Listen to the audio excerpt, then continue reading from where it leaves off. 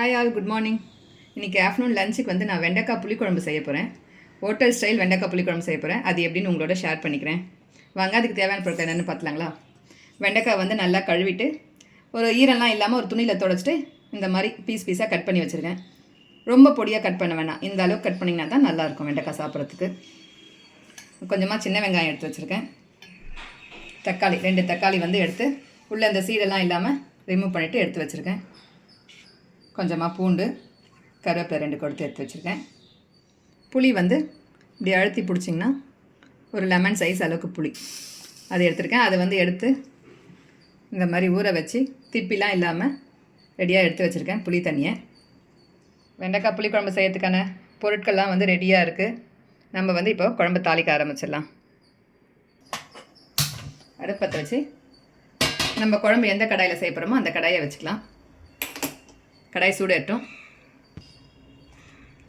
கடாய் காஞ்சதுக்கப்புறம் நம்ம இதில் வந்து எண்ணெய் வந்து கொஞ்சம் எக்ஸ்ட்ராவே ஊற்றிக்கங்க. ஏன்னா நம்ம அரிஞ்சு வச்சுருக்க வெண்டைக்காய் வந்து நம்ம இப்போ வதக்க போகிறோம். இந்த குழம்புக்கு தேவையான அளவுக்கு எண்ணெயை ஊற்றிட்டிங்கன்னா அதுலேயே நம்ம வெண்டைக்காவை வதக்கி எடுத்துக்கிட்டு நம்ம அதுலேயே அப்படியே குழம்பையும் கூட்ட ஆரம்பிச்சிடலாம். இப்போ எண்ணெய் காயட்டும். எண்ணெய் காஞ்சிச்சு. இப்போ நம்ம வந்து அரிஞ்சு வச்சோம் இல்லைங்களா வெண்டைக்காவை, அதில் வந்து பாதி அளவுக்கு இப்போ சேர்த்துங்க. ஏன்னா நம்ம வந்து எண்ணெய் வந்து கொஞ்சம் கம்மியாக தான் ஊற்றிருக்கோம், அதனால் பாதியாக சேர்த்து நம்ம வதக்கி எடுத்துக்கலாம். இப்போ இதில் பாதி அளவுக்கு வெண்டைக்காய் சேர்த்துக்கிறேன். இப்போ அந்த மீதி பாதி அளவுக்கு நான் வச்சுட்டுருக்கேன். அடுத்த பேட்சை போட்டு நம்ம இதை வதக்கி எடுத்துக்கலாம். இந்த வெண்டைக்காய் வந்து ரொம்ப கிறிஸ்பியாக ஆகணும்னு அவசியம் இல்லை. நம்மளுக்கு கொஞ்சம் கலர் சேஞ்ச் ஆகி வரும், மேலே ஒரு ப்ரௌன் கலரில் வரும். அப்போ நம்ம எடுத்துடலாம் இதுலேருந்து, எண்ணெயிலேருந்து. கொஞ்சமாக வந்து உப்பு சேர்க்குறேன். அப்போ தான் இந்த வெண்டைக்காய்க்குள்ளெல்லாம் நல்லா அப்சர்வ் ஆகும்.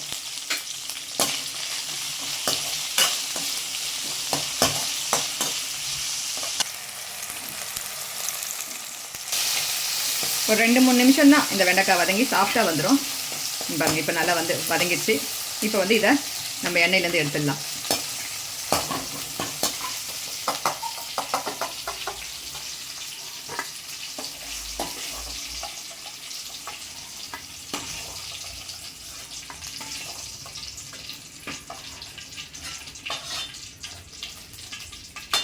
இப்போ மீதி பாதி வெண்டைக்காவையும் நம்ம இப்போ சேர்த்து வதக்கி எடுத்துக்கலாம். இப்போ நீங்கள் உப்பு சேர்க்க தேவையில்லை. இதுவும் அதே போல் நம்மளுக்கு சாஃப்டாக வர அளவுக்கு வதக்கி எடுத்துக்கினா போதும்.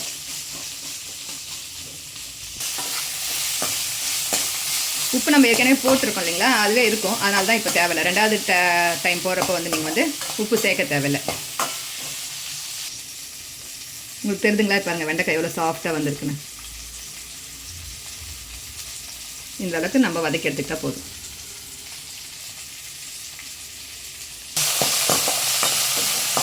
நம்ம 2வதாக போட்ட வெண்டைக்காய்களும் வந்து நல்லா வதங்கிட்டு இப்போ நம்ம வந்து இதையும் எடுத்துடலாம்.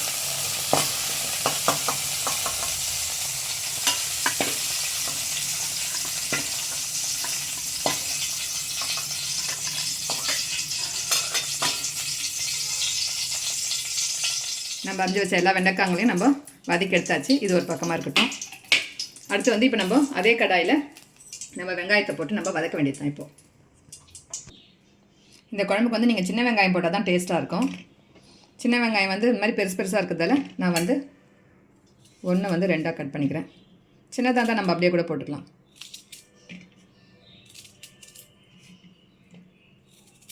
இந்த மாதிரி 1, 2 கட் பண்ணிட்டிங்கன்னா நல்லாயிருக்கும். சின்ன வெங்காயம் போட்டால் தான் டேஸ்ட் இந்த குழம்புக்கு. எப்போவுமே பொதுவாக காரக்குழம்பு நம்ம புளிக்குழம்புலாம் வைக்கிற மாதிரி இருந்துச்சுன்னா சின்ன வெங்காயம் தான் சேர்க்கணும்.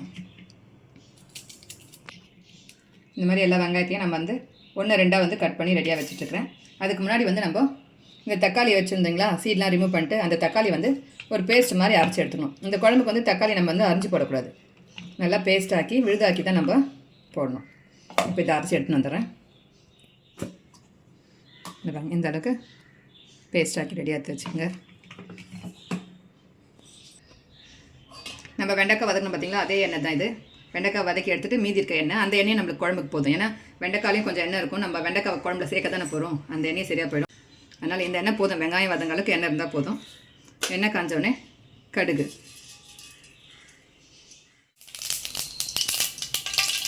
கடுகு பொரிச்சதுக்கப்புறம் நம்ம வெந்தயம், எந்த காரக்குழம்புனாலும் வெந்தயம் கொஞ்சம் இருக்கணும். வெந்தயம் போட்டாச்சு. ஒரு 4-5 மிளகு, ஒரு 2 பிஞ்ச் அளவுக்கு சீரகம், இதெல்லாம் பொரிட்டோம். கடுகு, வெந்தயம், மிளகு எல்லாம் பொரிஞ்சிடுச்சு. இப்போ வந்து நம்ம இதில் சின்ன வெங்காயத்தை சேர்த்துக்கலாம்.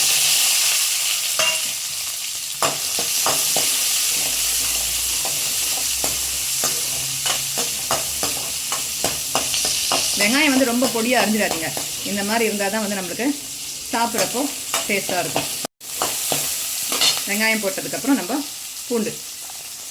பூண்டு வந்து கொஞ்சம் அதிகமாகவே சேர்த்துக்குங்க. நான் பெரிய பெரிய பல்லாக இருந்ததால் நான் வந்து கட் பண்ணி போட்டிருக்கேன். நீங்கள் சின்ன பல்லாக இருந்தால் அப்படியே போட்டுக்கோங்க. கூடவே வந்து 2 கொத்து கருவேப்பிலை சேர்த்துக்கலாம்.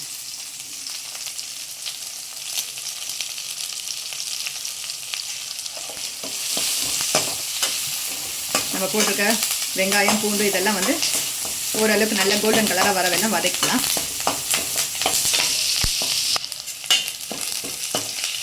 வெங்காயம்லாம் இந்த அளவுக்கு வதங்கினதுக்கப்புறம் நம்ம வந்து தக்காளி பேஸ்ட்டு அரைச்சி வச்சோம் இல்லைங்களா, அதை இதில் சேர்த்துக்கலாம்.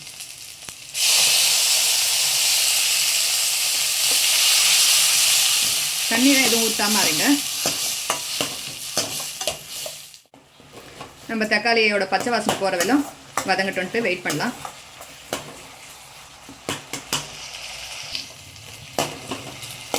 தக்காளி வந்து பாதி அளவுக்கு நல்லா வதங்கிடுச்சு. இப்போ வந்து கொஞ்சமாக மஞ்சள்தூள், இந்த குழம்பு தேவையான அளவுக்கு மஞ்சள்தூள், குழம்பு மிளகாத்தூள், இது வீட்லேயே அரைச்ச குழம்பு மிளகாத்தூள் 2 ஸ்பூன் அளவுக்கு சேர்க்குறேன். இந்த குழம்புக்கு தேவையான அளவுக்கு உப்பு. ஏற்கனவே நம்ம வெண்டைக்காய் வதங்குறப்போ கொஞ்சம் உப்பு போட்டு வதக்கியிருக்கோம், அதனால் இப்போ கொஞ்சம் கம்மியாகவே போட்டுக்குங்க. இதெல்லாம் போட்டதுக்கப்புறம் அடுப்பை வந்து சிம்மில் வச்சுட்டு இந்த வெங்காயம் தக்காளியோடவே கலரி விட்டுருங்க. ஒரு நிமிஷம் அப்படியே இருக்கட்டும். இந்த மிளகாத்தூள் எல்லாம் வந்து எண்ணெயிலே வதங்கி வரட்டும். மிளகாத்தூளோட பச்சை வாசனைலாம் போயிடுச்சு. இப்போ வந்து நம்ம 1 டம்ளர் அளவுக்கு தண்ணி ஊற்றிக்கிறேன். இதெல்லாம் ஒன்றா சேர்த்து கலரி விட்டுருங்க.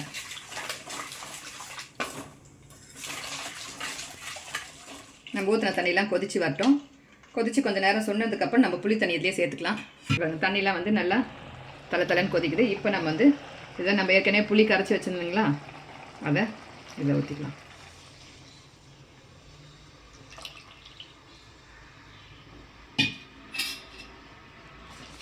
எல்லாம் ஒன்றா சேர்த்து மிக்ஸ் பண்ணி விட்டுருங்க. இப்போ வந்து நம்ம ஊற்றின புளி தண்ணியோட பச்சை வாசனை போகிற வரையும் நல்லா கொதிக்கிட்டோம். அதுக்கப்புறம் நம்ம வெண்டைக்காவை சேர்த்துக்கலாம். நம்ம ஊற்றின புளியெல்லாம் வந்து நல்லா கொதிக்குது, பச்சை வாசனையும் போயிடுச்சு. இப்போ வந்து நம்ம வதக்கி வச்சுருந்தீங்களா வெண்டைக்காய், அதை சேர்த்துக்கலாம்.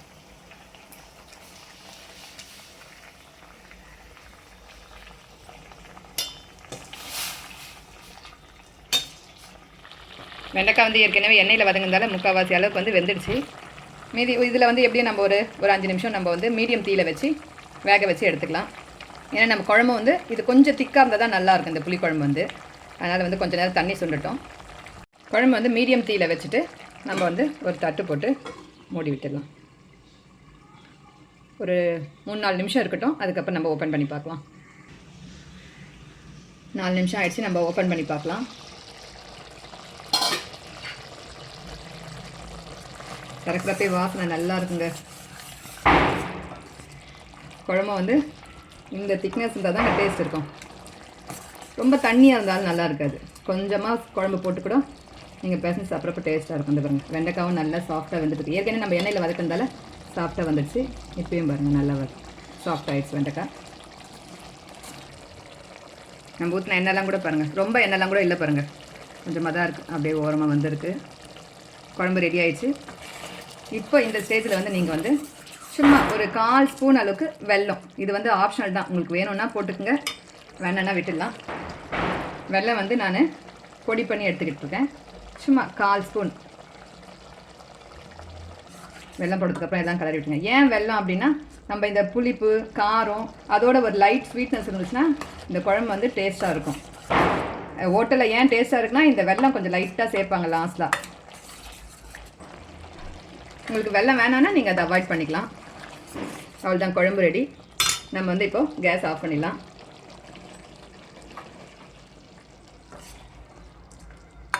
ஹோட்டல் ஸ்டைல் வெண்டைக்காய் புளிக்குழம்பு தயாராக இருக்குது.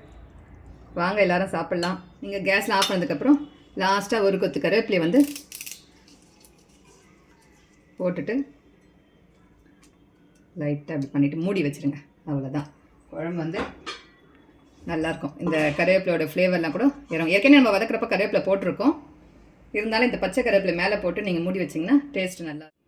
இந்த வீடியோ உங்களுக்கு பிடிச்சிருந்தா லைக் பண்ணுங்கள், கமெண்ட் பண்ணுங்கள், ஷேர் பண்ணுங்கள். மறக்காமல் ராதிகாஸ் குக்கிங் சேனலை சப்ஸ்கிரைப் பண்ணி சப்போர்ட் பண்ணுங்கள். தேங்க்யூ.